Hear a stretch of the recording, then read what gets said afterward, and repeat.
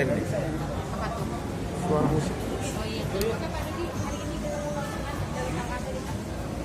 Malam ini sebenarnya ketemu Bang Tunang sebenarnya sama Bang Milano juga, bertiga harusnya. Tapi Bang Milano lagi sakit, jadi ketemu sama Bang Tunang. Ya, bicara dari hati ke hati ya, ketemu sama Bang Tunang, ceritakan perjalanan dan kasus saya yang sedang berjalan aja sih, nggak ada hal yang lain, cuman karena Bang Milano lagi sakit jadi nggak bisa datang, tapi besok kita akan ketemu dengan Bang. Bang Tunang kabarnya pernah juga dititipkan atau diamanatkan sama almarhum. Benar nggak sih? Ya. Jadi pada saat itu saya sekitar jam 2 malam ya terbangun karena saya habis menikah almarhum Vanessa itu datang kepada saya dengan baju hitam-hitam dengan wajah cantik dan make up, itu seperti ingin menyampaikan sesuatu kepada saya. Tapi di mimpi malam itu saya bilang, Bu, karena saya biasa panggil dia Bu, nanti kita ngobrol ya, saya sedang ada kegiatan. Lalu saya pergi, Vanessa dengan nggak sempat bicara apa-apa waktu itu bilang kita janjian ketemu di rumah aja. Oke, saya jalan. Lalu pada malam harinya saya di dalam mimpi saya itu saya di pagar rumah saya menunggu kok Vanessa nggak datang ya, mana nih Vanessa saya tunggu. Lalu tidak sempat lagi ketemu dalam mimpi itu, akhirnya saya kebangun. Jalan kebangun, saya kirim Al-Fatihah, lalu saya bertanya-tanya ini ada apa ya? Kok saya yang selama ini juga nggak ngikutin urusannya apa, nggak tahu bagaimana, cuma dengar kabarnya almarhumah meninggal, kok tiba-tiba begini. Nah, barusan saya diskusi sama Pak Dodi, ternyata pas kemarin tanggal 21 Desember, di mana kalau almarhumah masih hidup, ulang tahun ya, ulang tahun. Nah, Bapak juga mendapatkan mimpi, saya ceritakan. Jadi mimpi kemarin tanggal 21 itu Denny sakit, jadi minum obat. Jadi sebenarnya jam 12 malam itu pengen kumpul semua sama mamanya Vanessa, sama Cika, sama Mayang, untuk kita jam 12 itu mendoakan, sholat tapi nggak bisa karena tidur sakit. Itu saya dimimpikan mimpinya Vanessa ingin cepat-cepat makamnya dipindahkan ke Satuliang dengan mama, ingin secepatnya dipindahkan. Itu mimpi saya. Jadi itu permintaan Vanessa pada malam di hari ulang tahun dia.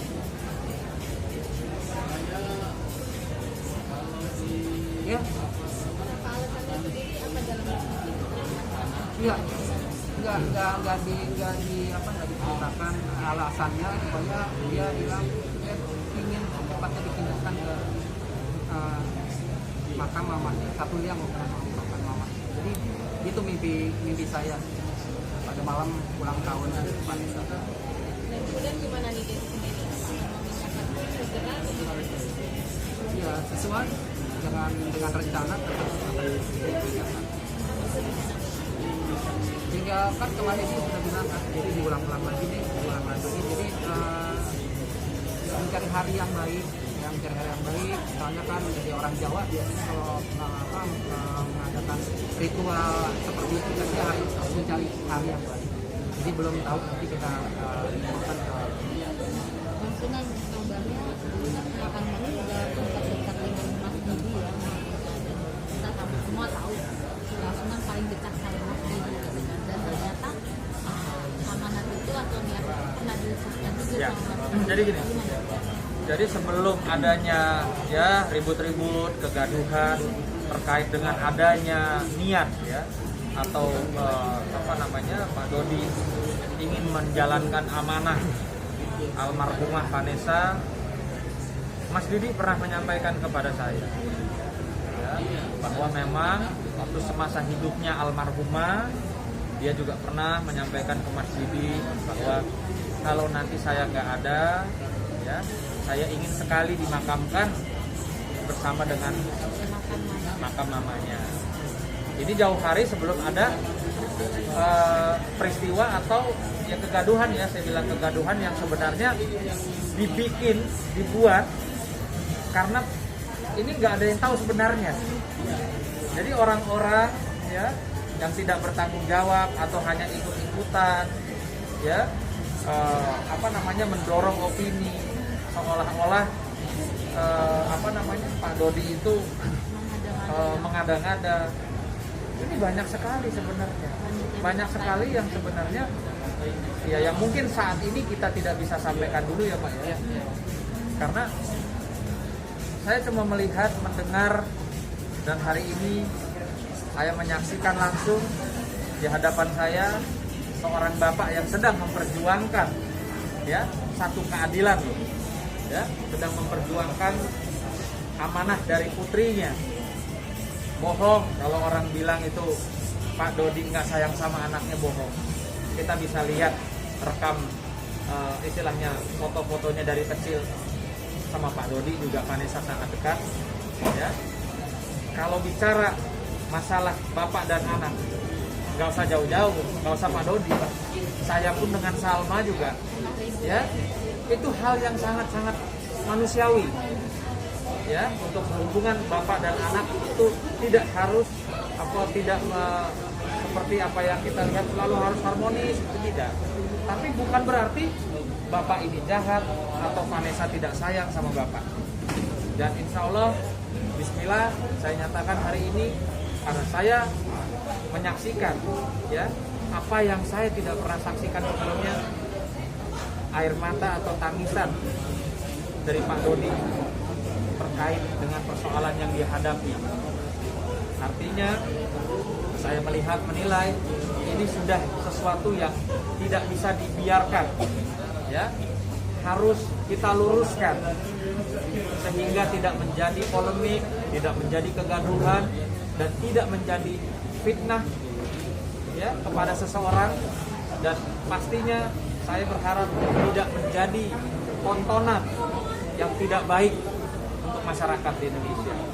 Artinya ada hal-hal yang memang kita juga harus jaga, ya alat-alat bukti kita siap, tapi kan kita tidak mau mengumbar, ya karena masih ada harapan bisa segala sesuatunya diselesaikan dengan baik.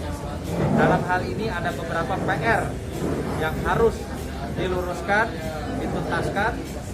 Ya, kalau secara hukum tentunya dengan rekan saya, kawan saya, sahabat saya, Bang Milano, itu nanti dari awal kan sudah mendampingi Pak Dodi. Namun demikian, saya juga nanti akan mempunyai satu kewajiban, ya kewajiban bukan hanya untuk memperjuangkan keadilan Pak Dodi, tapi juga untuk meluruskan sesuatu yang benar itu benar.